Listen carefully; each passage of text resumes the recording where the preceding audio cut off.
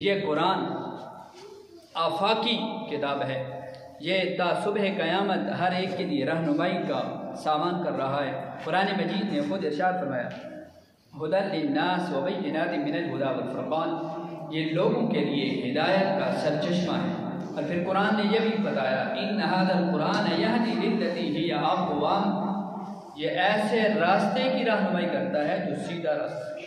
یہ قرآن کا یہ اعجاز ہے، قرآن ہر بندے کی رہنمائی کرتا ہے، چاہے وہ یہودی ہو، چاہے نصرانی ہو، چاہے بت پرست ہو، چاہے آگ پرست ہو، جس کیٹیگری کے ساتھ، جس مذہب کے ساتھ تعلق رکھتا ہے، قرآن اس کے لیے یہ اعلان کر رہا ہے ان ھذا القرآن یہدی للتی ہی اقوام، یہ ایسے راستے کی رہنمائی کرتا ہے جو سیدھا راستہ ہے، جو اللہ رب العالمین تک بندے کو پہنچا دیتا ہے۔ پھر اسی قرآن کو پڑھ کر ہمارے اکابر نے اسی قرآن کو پڑھ کر، اسی قرآن کے اندر غور و فکر کر کے انہوں نے بڑی بڑی ایجادات کے دروازے بھی کھولے تھے۔ یہی قرآن پر عمل کر کے ہمارے اکابر نے حکومتیں بھی کی تھی۔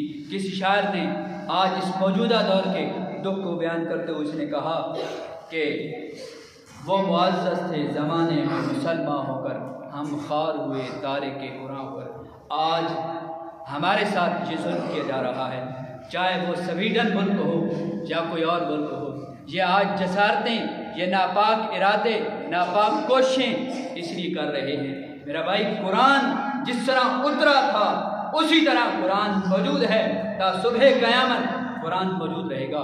قرآن کے، اور یہ بھی یاد رکھیں، جو بھی مقابل ہوتا ہے وہ پہلے دلائل کی کوشش کرتا ہے۔ دلائل تو ان کے پاس اس 1400 سال قبل سے لے کر آج تک تا صبح قیامت ان کے پاس اتنے دلائل نہیں، ان کے پاس اتنا علم نہیں کہ قرآن کے مقابل وہ اپنی قرآن لا سکیں۔ لیکن وہ پھر چونکہ جب مقابل دلائل سے بات نہ کر سکتا ہو، وہ پھر لڑائی جھگڑے پہ اتر آتا ہے۔ یہ جسارتیں، یہ